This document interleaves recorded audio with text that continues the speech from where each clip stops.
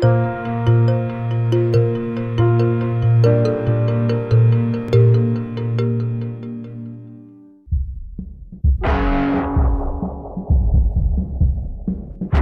computer hacker group Anonymous is claiming tonight that it took down the website of the Federal Appeals Court in San Francisco this afternoon. They took down Senate.gov servers. They've taken down HB Gary. Sony's claiming they did $150 million worth of damage. So many confidential files that tonight, because of these hackers, can be in the hands of anyone. Visa, MasterCard, the PayPal situation. The criminals who hacked into Sarah Palin's private email. The Church of Scientology says Anonymous is a cyber terrorist group of religious bigots. Anonymous and this other group called Lulz Sec. They seem to be wanting to prove a point. Anonymous kind of was like the big, strong, buff kid who had low self-esteem. And then all of a sudden punched somebody in the face and was like, holy shit, I'm really strong. And Anonymous calls itself the final boss of the internet. And sometimes it proves to be really fucking true. You are going to violate the freedoms of the internet, you certainly better watch the fuck out. They are kind of the rude boys of activism. There's a real rough edge to them, which I think also is one reason why they garner so much love and hate from people, too. They represent a certain sort of chaotic freedom. Individual, young, nameless, faceless folks are having geopolitical impact. I mean, it's both exhilarating to realize that and terrifying to realize that. It kind of depends on how that power is wielded. We are legion. We do not forget. Expect us.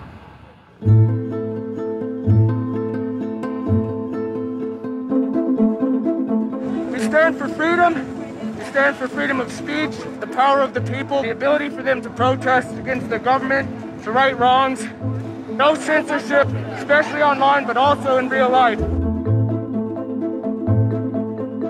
We have members throughout society and all stratas of it worldwide. Yet we have no leadership. It's one voice. It's not individual voices. That's why we don't show our faces. That's why we don't give our names. We're speaking as one, and it's a collective. Good timing. I would love to live in a country where the government fears its citizens and not the other way around. But right now, plenty of anonymous actors are in hiding because of fear of reprisals by the government. I've been called many things. There's unpatriotic. That we're just a bunch of children sitting in our parents' basement. I got called a terrorist sympathizer. We've been called kids, we've been called cyberbullies, we've been called hooligans, and you know, sometimes those words aren't entirely unfair, but this is a serious political movement. No one, in the general public really seems to get it. What they don't seem to get is that the ability for Anonymous to be everything and anything is its power. Anonymous is a series of relationships, hundreds and hundreds of people who are very active in it and who have varying skill sets and who have varying issues they want to advance and who are collaborating in different ways each day. They're a little bit like a prism or kaleidoscope. They've got many different facets and many different sides. Of course, when you spend enough time with them, you start to get a sort of feel or texture that's not just random, right? Yet it's very multifaceted, very rich, which does span from the quite lighthearted to the very, very serious. Bob Dylan had a line in a song just saying, to live outside the law, you must be honest. They might do something which isn't technically correct, maybe it's not legally correct, but they're doing it for purposes that in their minds at least are ethical. People who know what they're doing, who share an ethos, who have a commitment to exposing and humiliating the man, who have a very low tolerance of lies and what they perceive as evil on the part of overweening power structures. They share information, they share tools and techniques, and they are currently having a very good time. The hacker culture, as we know it, really sprang from one place. It was MIT, and it was specifically the people in the Model Railroad Club, the Tech Model Railroad Club. Hacking originated as humorous pranks. When the guys at MIT put a Volkswagen up on top of the dome of the building, and people woke up and saw the car up there in the morning, or they measured a bridge by the body lengths of somebody. I would say his name was Brian, and discovered the bridge over the Charles River was, 822 Brians. These are funny things. That's where hacking originated, and it migrated into engineering and computer communities. It's witty, it's pranks. I'm Chris Weishopel, former member of the Loft. We don't necessarily say hacking group because it makes it sound like we're hacking, so we used to call it a hackers think tank. Hacktivism was a term coined by a group called Cult of the Dead Cow. The Cult of the Dead Cow was really kind of sort of like a propaganda type of organization. They had a guy who's the minister of propaganda. They're kind of merry pranksters. Like everything they did was completely over the top. One of the guys there coined the term Hacktivism because he saw one of the things his group was doing, which he called Hacktivism, was writing software that people in other countries could use to communicate securely, even if their government was spying on them. So the principle was really, it was freedom of expression. It was everyone should have access to the internet. Everyone should be able to communicate and get their message out on the internet. Even more important in countries where there was repressive regimes, that if you said something against the regime, they would come and take you away, and you weren't saying it anymore. Just like in traditional activism, it spans the full gamut from sit-ins or pickets to actually spiking trees and pouring sand in the engines of construction vehicles. I mean, there's real sabotage. The same thing does all fall under the hacktivism label. There is a spectrum. There's sometimes a strong anarchist flavor to it as well. It's resistance to authority and those who would impose groupthink and group behavior on people, which was rightly perceived to be a consequence of the digital revolution as it was used by people in power to do hacking on behalf of righteousness and to redress the grievances of the world. Lance lowered Don Quixote on his horse, nag though she was, flying at the windmills of modern life. Anonymous grew out of what's known as 4chan.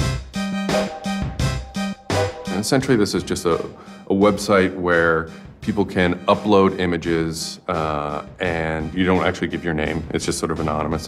When you look at 4chan, you're often surprised because it looks like a site from like 1995 or something. The idea is very simple. You post a comment and you post a picture. And you can post under your name or anonymously.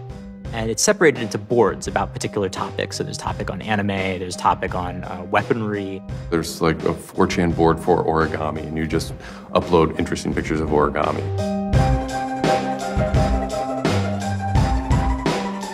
And then there was a group called the B board, which essentially was for like anything goes. The first time anybody goes on B, it's kind of an instant revulsion. Because there's never a time that you go on there where you don't see something horrible. That instantly puts off a lot of people. The idea is post something that can never be unseen. Half of the posts on B are there specifically to make people not want to come back to B. It's what you get when people are allowed to express themselves with absolutely no restriction whatsoever. It's the kind of sum of human imagination when people can get together and think together without any limits or parameters. It's the most vile, disgusting, and funny thing on the internet.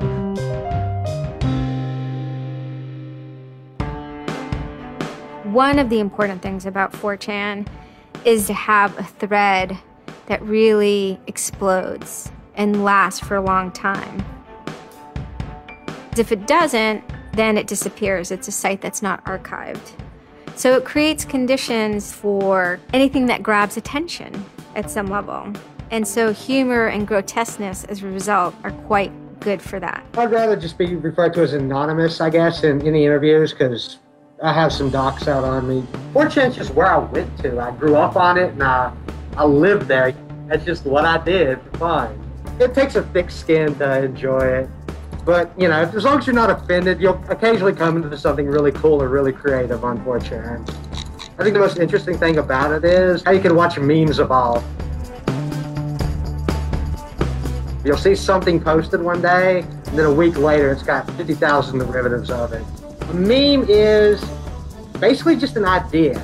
It's kind of like a gene, but in the realm of the idea. A lot of the great internet memes that we all know and love, you know, lolcats, right? You know, little cats doing funny things, and then they have, you know, Icon has cheeseburger, right? All that stuff seems to start in this like petri dish that is 4chan b-board.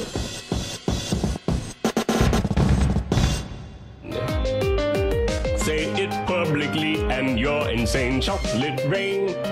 Name any meme from the last about 6 years, and I'll bet you either in its first posting ever was on 4chan, or at least one of its earliest revisions that became what it was on 4chan. I can see the food situation is so we'll be on our way.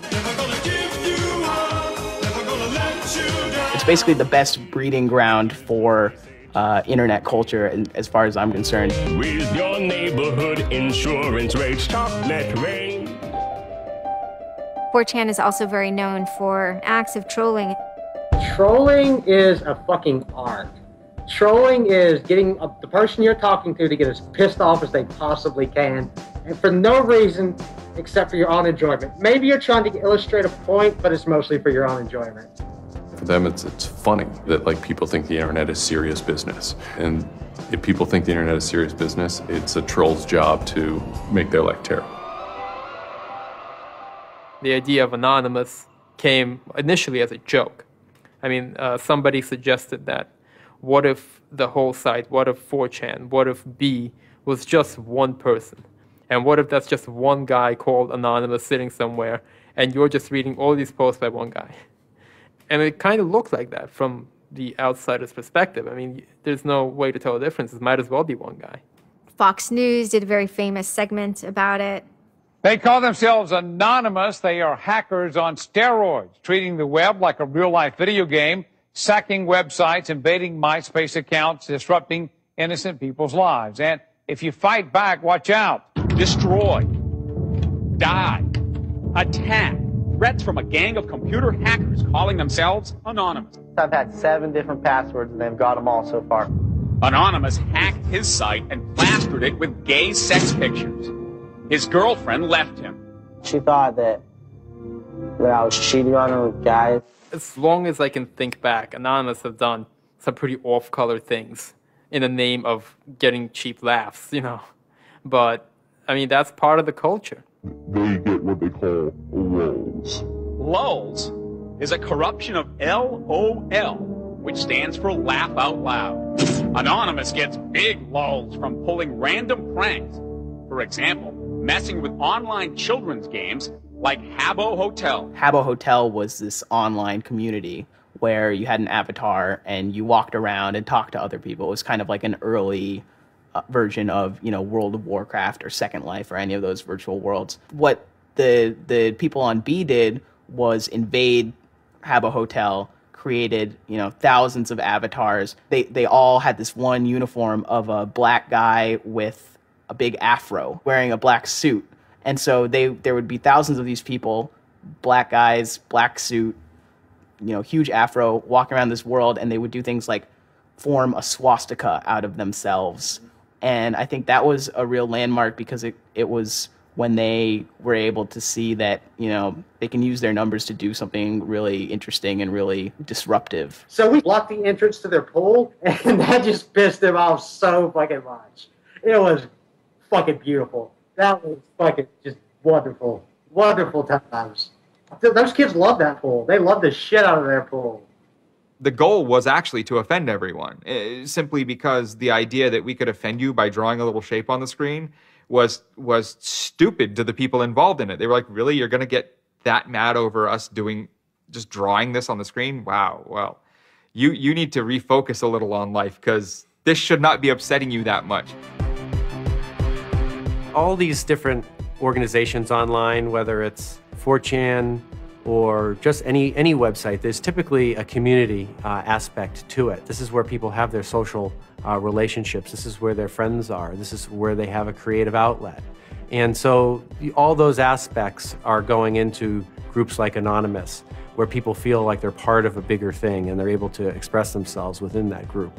There were certain words, certain phrases, certain ways people respond to things, certain images that were posted that created a pattern, and that pattern was, I guess, the origin of what is now Anonymous. It's like Freemasons with a sense of humor, in so much as they have this common symbology, and one of their chief joys, which is kind of wrapped up in power and secrecy, was the fact that they could recognize each other by referencing these symbols, referencing these phrases. Over 9,000. It's over 9,000! I lost my iPod. Mudkips, anything involving mudkips. So you have this weird sort of international culture developing with people, across the world, wherever they may be. In late 06 and, into early 07, there's a bit of a sea change where instead of just posting a bunch of content or randomly saying we're going to go over to some website and post a bunch of dirty comments against someone, it becomes a little more organized. Welcome to the Hal Turner Show. They went after a guy named Hal Turner. I am being discriminated against because I'm white.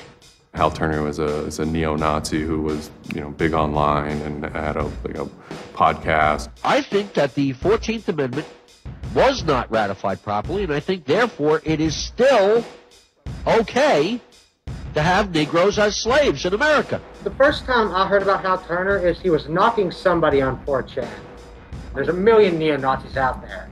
But he started picking on our dudes, so we had to go to our dude's fucking defense, and it just so happened that he was a neo-Nazi, so that's a bigger reason that he's a fucking dickface. Who are you? Where are you calling from? Hola, this is Pedro. Spick, don't call. Diego. He was just a horribly racist radio personality who seemed to handle it well when you called in. Like, he could handle being berated by Anonymous. And that made it very interesting. It made it a bit of a challenge. It wasn't some guy who just either crumbled or stopped answering the phone. It was a guy who would yell back. Hal Turner wasn't the first, actual person that, Anonymous had caused trouble for, but the circumstances ended up being significant. They DDoS'd his website, stuff like that, costing him thousands of dollars, bandwidth fees. Denial of service has been around for a long, long time. The equivalent of if you, for some reason wanted to disrupt a bus service, right? You can hire 1,000 extras to all go and line up at the bus station, right? And get on the bus. And so that anyone who was really trying to get on the bus couldn't do it, right? It's as simple as that. When you stop trying to visit, website goes back up, no permanent damage. We DDoSed him, and then we kind of trolled him in real life. We sent countless pizzas to his house. We signed him up for escorts on Craigslist. We sent a bunch of pallets of industrial materials to his house, which he ultimately had to foot the bill for.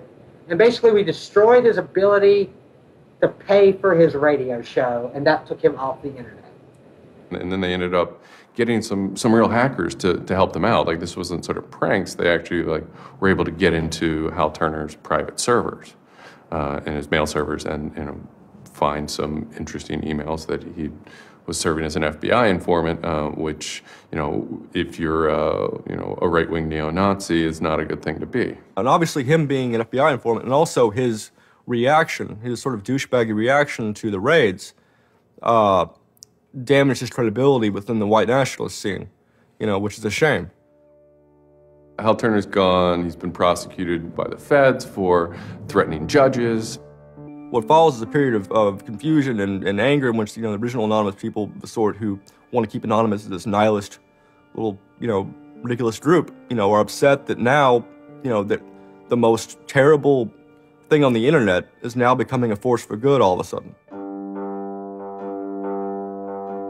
I'm Mike Vitale, and my handle is Seth Dude. Now, this is January 2008. Anonymous is strong now. We're not a little dinky fucking group anymore. This is millions of people worldwide, and we're watching. And then Scientology stepped in with a big target on its chest. A video came out of Tom Cruise. It was supposed to be an internal Scientology video, talking about secrets of Scientology. Being a Scientologist, when you drive past an accident, it's not like anyone else.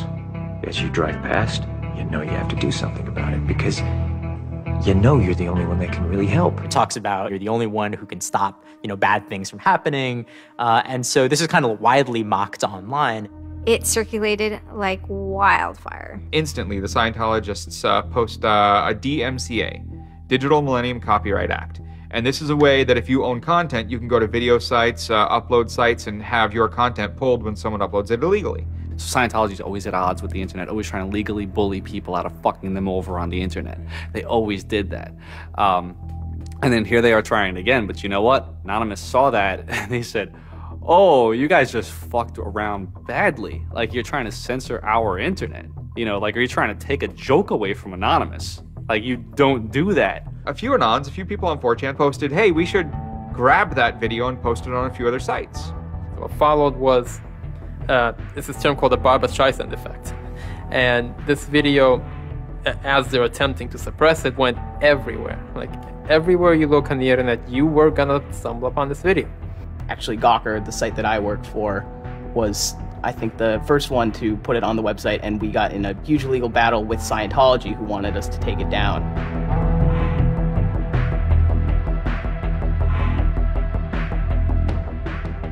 Scientology is an interesting target because in some ways it's the perfect inversion of what geeks and hackers value. At so many different levels: science fiction, intellectual property, discourses of freedom, science and technology. It's very proprietary, it's closed. And so in some ways, if you had something like a cultural inversion machine and you stuck geeks and hackers in there, you'd get something that looks a lot like Scientology. So it's quite offensive, and there's a real pleasure in attacking your perfect nemesis. And people who knew what Anonymous was to begin with were like, oh my God, Anonymous is going to go to war with Scientology. This should be really interesting. Especially because it's two weird-ass groups. I mean, I've been an Anon for a long fucking time. I know Anonymous is really strange. They're weird, and the stuff we like is weird, and it's really not mainstream at all. Now you have Scientology. Also really weird. A lot of crazy shit goes down. Anybody on the outside who's seeing this is going, let's watch these two retards fight. Like, both their pants are going to fall down, they're going to triple, and then it's going to hurt everybody, and it's going to be hysterical. And then that's when 4chan kind of reared into action, really reared into action. And they started to troll the Church of Scientology. And this took the form of pranking the Dianetics hotline, ordering pizzas. I go to call them on the phone, and it's busy. And that's their main fucking Dianetics hotline. Their Dianetics 800 number, you can't get through because Anons have completely fucking clogged it and just probably saying stupid shit. The whole idea was just you call them just to keep them on the phone. What's an Elron? How do I Dianetics my face? They were not expecting that, and they couldn't handle it. I'm Brian Mettenbrink. I had just gone to 4chan just on pure happenstance, and I saw a post about the Scientology thing, and I started looking up stuff, and I'm like, oh, this is actually for a decent cause. I think I'll, do this. Anonymous members have developed a distributed denial of service attack tool called Low Orbit Ion Cannon, which is a name taken from a computer game. Low Orbit Ion Cannon is what's called an end game weapon in Red Alert. All you had to do was literally follow instructions, step by step. You do it, you put it in the site, you see that the IP is correct, you make sure that all these settings are good, and you hit the button, and off it goes. And what it does is it tells Scientology.org, in this case, it tells them to send their website to my computer about, I think it was 800,000 times in a weekend. And I'm pretty sure I probably took it down myself a couple of times. It felt like you were making a difference, just you yourself. And you didn't even have to leave your home, And one of the guys said, we need to make a video. We have to make a video. Hello, leaders of Scientology. We are Anonymous.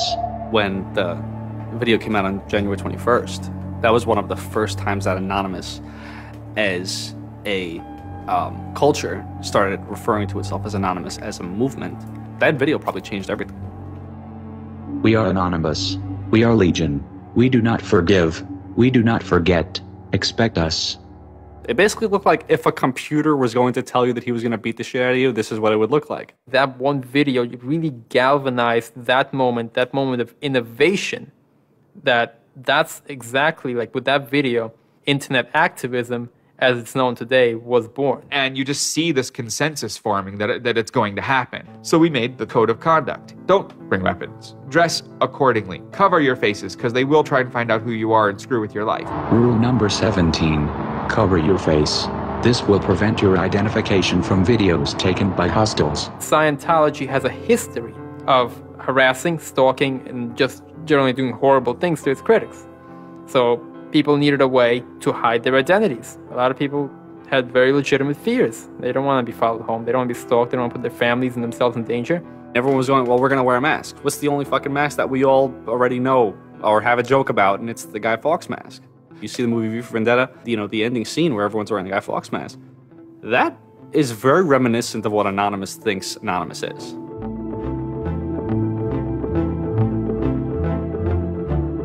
We wanted to represent anonymity in some way when it moved into real life. I think that the Guy Fawkes mask was one of the most natural things to happen. It is the idea that none of us are as cruel as all of us. You have this massive crowd of people who are anonymous that is going to fight against a bigger thing and win. Even after watching the video, it's like, yeah, this is great, but who's actually gonna do it? Who's gonna step up? Are people actually gonna get out of their house? And I guess we were really affected by the stereotype of that whole community, they're being internet nerds, that too afraid to leave their mom's basements. No one thought that they were gonna come out. This is me on the way there. I haven't slept. I'm very fucking tired. And I remember going to the park that day, and it's really fucking early in the morning, which I thought was a bad idea. And I'm smoking a cigarette, and I'm looking around like, where the fuck is everybody? There's nobody here. So here I am, sitting in Bryant Park, waiting for the other announce to show up. I remember thinking like, oh fuck, like, am I gonna be the only one in the park? Am I gonna walk to Scientology with fucking 6 or 7 people? Which totally defeats the entire purpose of this, because now they could single me out, Then I get up and I start walking around, and I see there's a lot of green balloons over there for some reason. On the other side of the park, there was like fucking 200 people. There was Guy Fawkes masks everywhere. And I'm like, holy shit, this is huge. There's a fucking lot of us. That's pretty good. I had no idea how many Anons there were until we started moving. And it just fucking got bigger.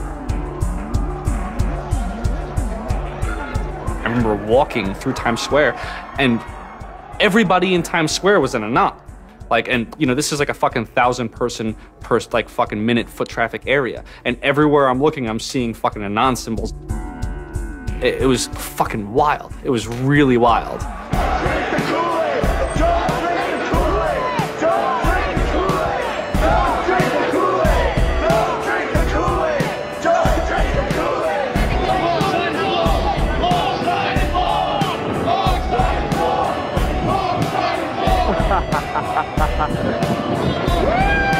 This is our fucking raid. Hell yeah! So we start getting numbers in. And Sydney, we're thinking that it's going to be 50 people. And before 10 a.m., before even time, there's already 50 people there. And there's still streams of people walking down the streets. A couple hours into it, because I didn't go to bed until 1 in the morning, you're looking at Sydney as, wow, there's 250 people in Sydney. The cops are estimating higher than that for their reports. What just happened? Adelaide, Perth, and Melbourne happened. And, over 200 at each of them. We nearly broke 1,000 leaving Australia. Now, the next protest was Tel Aviv, which had actually gotten its first Scientology building right before this. There were Palestinians and Israelis at this protest, both holding their flags. And at one point, they actually switched flags and held up each other's flags and whatnot. It was awesome to see. I call our guy in London, Britanon, and I say, hey, what's going on there? And he's like, did you just get out of bed? I said, yeah, I haven't even turned on the computer. I just figured I'd call you. And he said, we've got 600 people, and the cops are really, really mad at me. All the major cities were having hundreds of people come out. It was massive. Clearwater had like 300 people. I don't think anyone beat out LA. I think LA had over 1,000 people. We are Legion! We are Legion! The thing that happened was something completely different, and hundreds of people from every city just swarmed the streets. It was kind of overwhelming, a little even scary, but scary in a good way. Soon, we're at around the 10,000 mark, and we were joking the whole time, over 9,000, one of those memes. It was too surreal. It was not believable. You go by what name? We are anonymous. It was very empowering, especially after people saw the thousands of people showing up. This was it. We owned the world at that point. We all met each other. The idea of an anon is you're fucking alone until you get to 4chan, and then these people all think like you, And all of a sudden, you're not alone. You are with fucking 500 others, they all know the same jokes as you. They all clearly have similar interests as you. Here's your culture. You meet your own people finally. It's perhaps a little surprising.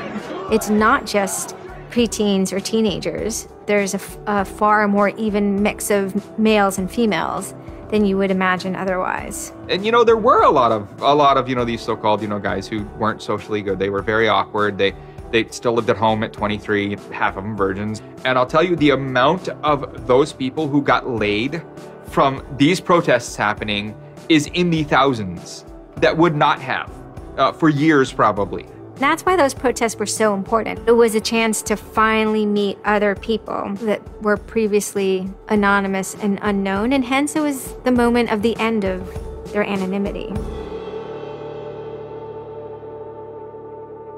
Scientology, they kind of fought back, so to speak. They posted stuff online. While claiming they are peaceful, in less than 3 weeks, anonymous members made or encouraged 8,139 harassing or threatening phone calls, 3.6 million malicious emails, 141 million hits against church websites, 10 acts of vandalism, 22 bomb threats, and 8 death threats against members and officials of the Church of Scientology.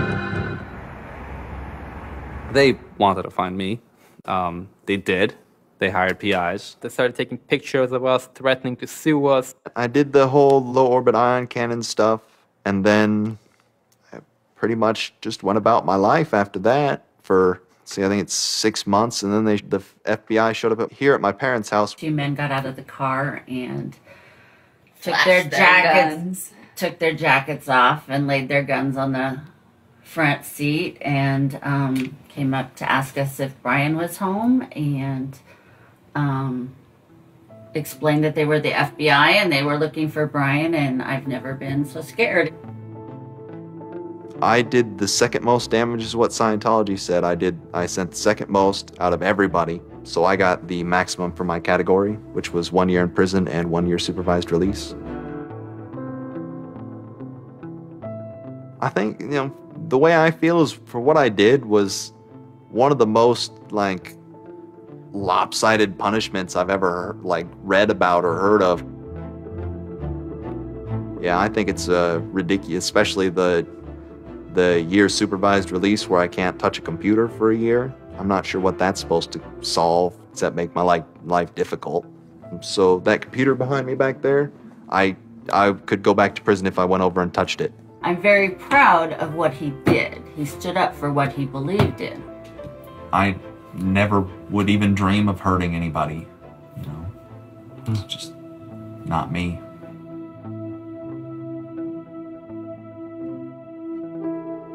Prior to Anonymous, critics of the church still had to be very, very careful because of the aggressive lawsuits that were launched against academics, journalists, and other critics.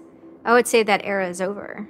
And Anonymous, more than any other sort of intervention, is probably responsible for that change. This actually caused a decent rift in Anonymous. There was one big group, significant group of people who would say, this Chanology stuff, it's cancer, it's awful, it's bad, it's just bringing attention to us that we don't want. One Anon said it well once. There is no leader. Their ops have momentary leaders, de facto leaders. Almost through meritocracy, there's more respected or more persistent participants. Some people participate in a single operation and are never heard from again. It might even be a housewife who just, agrees with that political statement or that protest. I like to describe this with the picture of a bird swarm. Everybody's flying very, very quiet.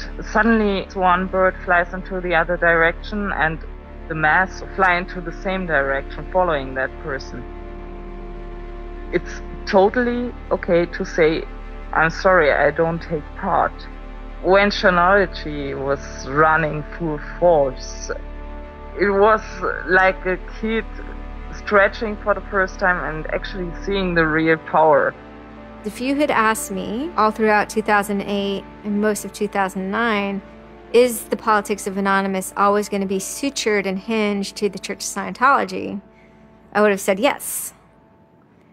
And it became unsutured, unhinged, when a different political wing was born in 2010.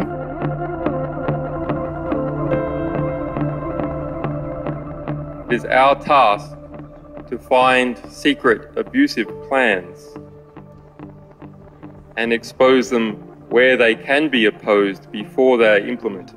The interesting thing about someone like Assange is that he actually also sprang from, a hacker culture. It's a mentality of spreading information.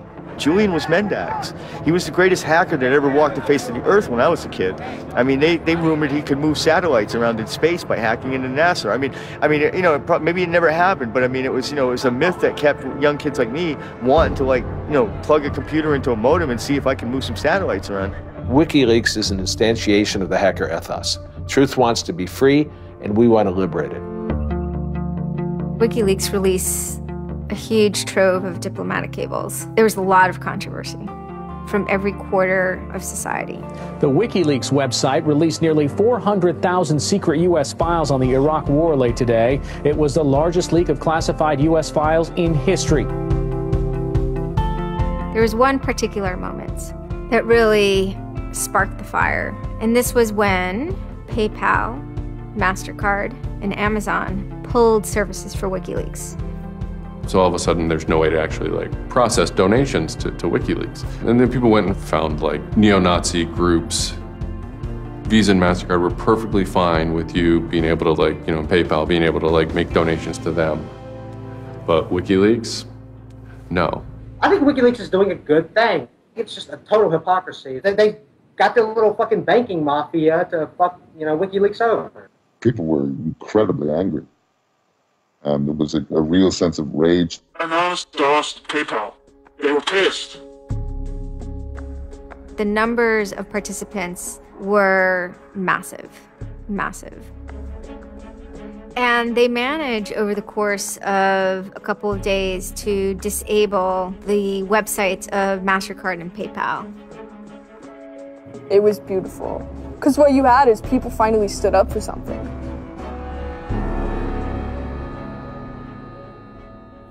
My name's Pete Fine. You can call me an internaut or a hacktivist. Telecomics is an ad hoc cluster of volunteer net activists who have spent much of the last year trying to keep the internet running in the Middle East. In kind of the lead up to the Egyptian revolution, we would tweet on people's behalf. We would get people from Egypt who were unable to access Twitter on their own on our IRC network, and we would take reports from them and tweet them out using our account to kind of help them get the word out about what they were experiencing. Some of this shit is personal. And one of the things about the movement as a whole, when Egypt rolled around, is that Egypt broke us emotionally. Watching in real time with live feeds that we helped set up, Egyptians get massacred with machine guns. It was different, and I have never in cyber activism wept before. It's never bothered me like that. It's never been able to touch me the way Egypt touched me. And then January 27th, January 28th rolls around, and the Egyptian government starts shutting down the internet. I mean, just for the whole country. The whole country. There's this fantastic traffic graph that you can see the traffic coming out of Egypt, and it looks like, you know, like this, and it goes like that. Just totally stops. And we were just shocked. We were just like, what the fuck? Like, what the fuck? To think that a country would completely cut itself off as much as it was able to from the outside world was pretty unthinkable. You know, we know bad things go on in the dark places. That's the kind of thing that could start riots. I think when Mubarak did what he did, I think it really upset people here as well as in the Middle East. I put myself in their place, and I found myself in a desert of nothingness because he just wiped out everything that my world incorporated. That just showed me and everybody else that the same thing can happen at any time, at anywhere, in any government. Anonymous and the people on the internet stood up and said, go fuck yourself. You want to shut down their internet? Fine. The people on the internet will show them how to turn it back on. A lot of my friends helped with encryption, helped people on the ground in those countries validate SSL keys and certificates, and really showed them how to subvert their government and become free. And then Telecomics started to tweet connections to the internet, dial-up connections. In Egypt, the care package we put together included some kind of our comms information, the ham radio and dial-up modem details. In total, we helped coordinate and run about 500 dial-up modem lines. We also Googled up treatments for tear gas and other kind of basic medical treatment and found folks who could translate that into Arabic. Sort of put this together in a nice one-page PDF and fax, and off it goes. President Hosni Mubarak has decided to step down from the office of President of the Republic.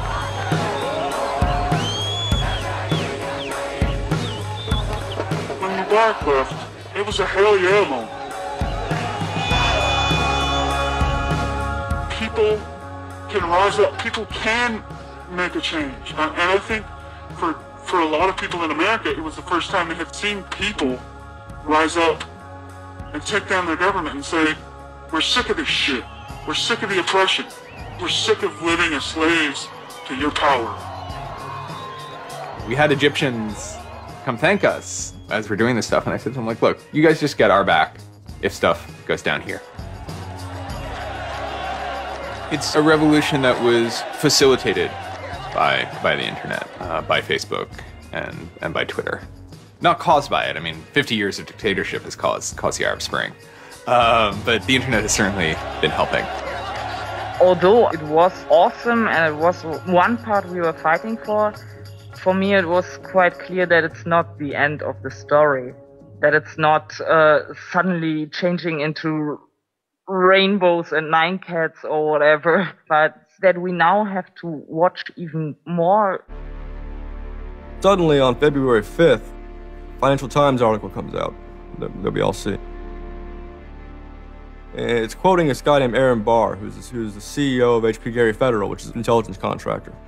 And Aaron Barr is telling his Financial Times journalist, Joseph Min, that he's been secretly monitoring the AnonOps server where all this is going on, and has done so for several weeks, and using his own custom brand of information operations techniques, has managed to identify the alleged leadership of Anonymous, including 25, quote, lieutenants, unquote, some sort. We have to see this document.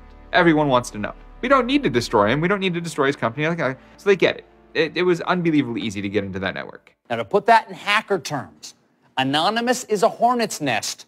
And Barr said, I'm going to stick my penis in that thing. The HP Gary hack brought about 70,000 emails.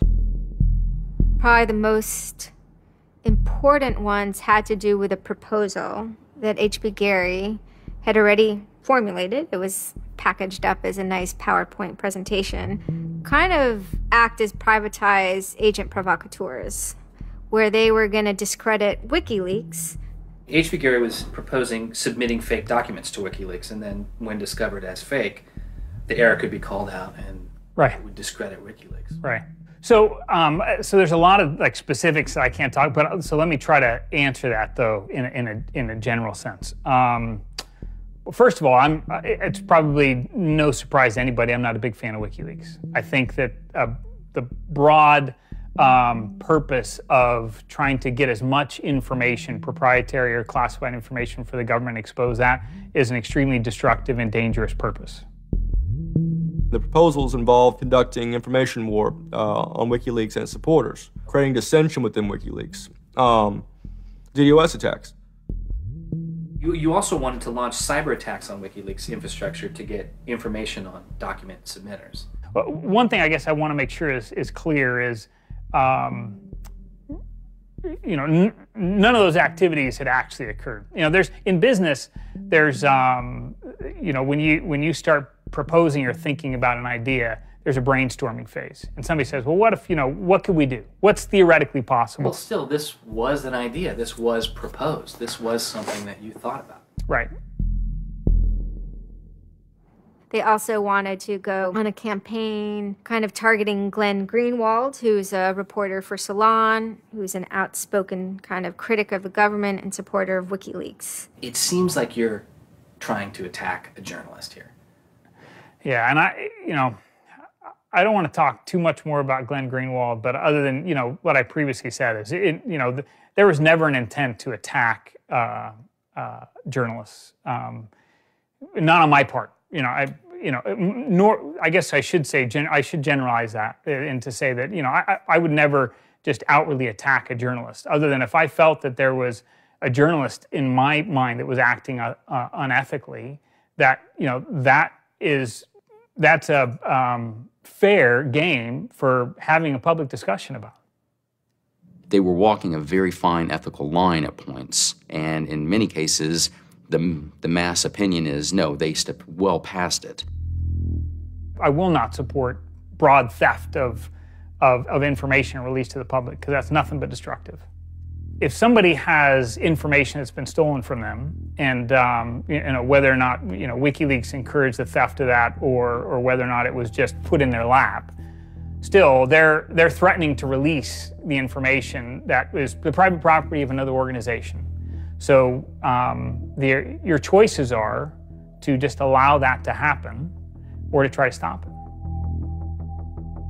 How offensive is too offensive? You know, we've certainly seen a lot of strategy coming out of governments across the world now saying, you know, publicly admitting that they need to develop better offensive strategies in cybersecurity, because defense as a whole, it isn't enough. It never is enough.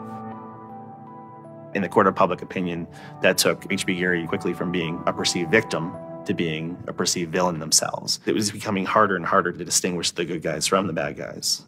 And then, kind of seemingly out of the blue, there was something by the name Lulzsec that sailed into the seas. Lulzsec, it's sort of a group, mostly from Anonymous, who, in large part, were the same people who hacked H.B. Gary. And they decided to form this little group and just carry on operations sort of outside the purview of Anonymous for a while. They hacked whatever they wanted, they released whatever they wanted. It's almost like they had no rules. They just said, this is what we're going to do. We're going to stir up the cart. We're going to make some trouble. We're going to make some waves. And they did. The majority of time, the majority of Anons are not doing anything particularly illegal. When they are, a huge number of them try to do that in a very specific political context. For those people, what Lulzsec was doing, they were funny, but they were attacking random targets. They were breaking the quasi-rules by attacking media. PBS's Frontline runs a documentary mainly focused on Bradley Manning, the alleged leaker to WikiLeaks. And a lot of Bradley Manning supporters didn't like it. They hacked a website putting a story that Tupac and Biggie had kind of escaped the world of celebrity fame and attention and retired quietly and discreetly in New Zealand. Lulzsec, when they attacked PBS, you know, that gave me the creeps, you know. As a journalist, I'm not too thrilled with the idea of someone judging that we don't like you to write that. We don't like your reporting, so we're going to shut down your website. I'm uncomfortable with that. It could be me, and I could be writing something about a group that they didn't like, and I'm happy to sit and talk with them about it, but you know, don't shut my website down. This is obviously about freedom of speech, so attacking the press would be would sort of be a bit of a contradiction. So people always said, well, you shouldn't do that. And obviously LulzSec had a completely different agenda, so they had no problem doing it. Hacktivism started to become sort of, I would say, almost more nasty, using, you know, sort of more no-holds-barred kind of attacks, sort of more vicious attacks. They sort of saw themselves as going out there, breaking into like anything, everything, governments, corporations, police departments, largely for the same reasons Anonymous would. They went after Arizona for immigration policy, 50-day run, causing mayhem, havoc, and then ended it. The computer hacking group, Lulz Security, has announced it's disbanding, saying it had achieved its mission to disrupt government and corporate organizations for fun. I call this whole thing the rise of the chaotic actor. And chaotic could be chaotic good, neutral, or evil. You know, if you go back to the old Dungeons and Dragons charts. And some people see Anon-Ops initially, let's stick with Anonymous, as chaotic good. They saw Operation Payback, or they saw attacking Scientology, and they say that's good. It's like Robin Hood, right? Chaotic good. Outside the system, but doing something good. Other people saw Anon as chaotic evil, like the Joker. They just want to see the world burn and doing potentially irreparable damage. And the truth is, yes, it's the entire column of chaotic. I'm actually a little less concerned about some of the things LulzSec's done and more concerned about the next generation of LulzSec, the next turn of the crank of who takes it further or is more aggressive. Whoever fights monsters, you know, should see to it they don't themselves become one.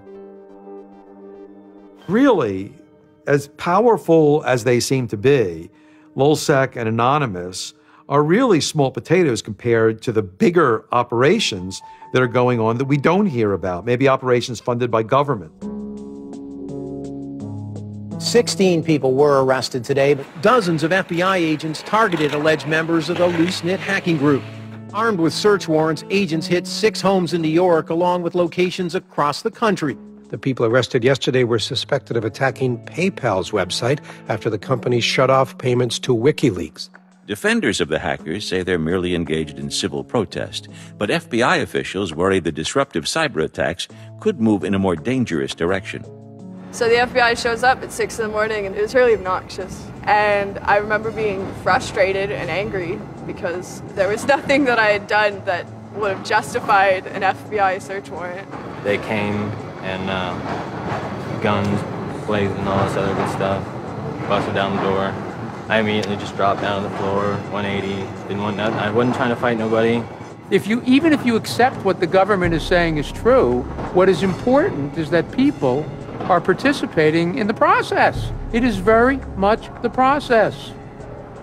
It is sitting in a counter in Selma, Alabama, 500 Freedom Riders refusing to allow people to go and sit in at a segregated lunch counter. They write books about that stuff. It is demonstrating at a street corner saying no to a war. It's just a different, it's just a different vehicle. It's the same result. There's always going to be legal consequence when you decide to break the law. That comes with the territory. And it would be naive not to expect that. The question is whether the punishment will be proportional to the crime. And I suspect it might not be. People will be watching very closely to see how these cases proceed, on what grounds, and whether there's any room during the trials to think, especially of the denial of service attacks, as a legitimate form of protest. So much of our lives are now configured, at least in part, on the internet. So we better start thinking about how we claim parts of the internet as spaces that we can also protest in. There is a certain online culture that believes in certain values, like freedom of expression. They're against corruption. They're against governments controlling their citizens. And when they see those values harmed in some way by some organization, the hacktivists strike back. I don't think this whole issue is a technical hacking thing. This is more about human philosophy and psychology. What's motivating us? Why is there so much unrest or disenfranchisement or anger that would lead people to want to take matters in their own hands and join these? Whether you think it's bad or not is irrelevant. It's not going away. The part of me that likes the ability to have rapid destabilization and change loves this. The part that knows how powerful it is means it's a force multiplier for good or for evil. And how that power is wielded and how we want to self-regulate is going to be the most deciding factor in if this is a menace or a benefit. I certainly don't think most of the conversations in law enforcement or the government are informed enough to know how to deal with this. I suppose the question you really want to ask is, would I do it again? And honestly, after thinking about it, I felt that I did what was right. I had a belief, I still do, that what I did was the right thing, and hopefully someone got some good out of it. You know, I'd love to think that maybe I stopped someone from joining a cult, you know. Probably wouldn't tell on myself next time, but, you know, I don't think I would have changed a single thing other than the whole talking to the FBI thing. Just that little Yeah, just the little detail that kind of changed everything, yeah. I'm angry. Occasionally I have small breakdown moments of terror, but I haven't stopped believing what I believed. I haven't stopped wanting to fight. I haven't stopped caring. Show me what democracy looks like! Show me what democracy looks like! There's a lot of people in Anonymous who feel very deeply and very sincerely about their contribution towards democracy around the world. And I think that's one of the main things that I'm most proud of about Anonymous. There are things that I'm not proud of about Anonymous, but we stand against censorship and we stand against oppressive governments, even our own. It's a very noble thing. And history teaches us that change simply doesn't come with flowers. It doesn't work. No? If they say I'm a criminal, damn, well, then I will be one. I don't care if you're a Democrat or a Republican or an independent, or if you like Ron Paul, or if you worship pigeons or Scientology, or if you're Catholic or atheist or Methodist. I don't care about that. Your opinion matters. I don't care if I disagree with it. I don't care if I hate your guts. Your opinion matters.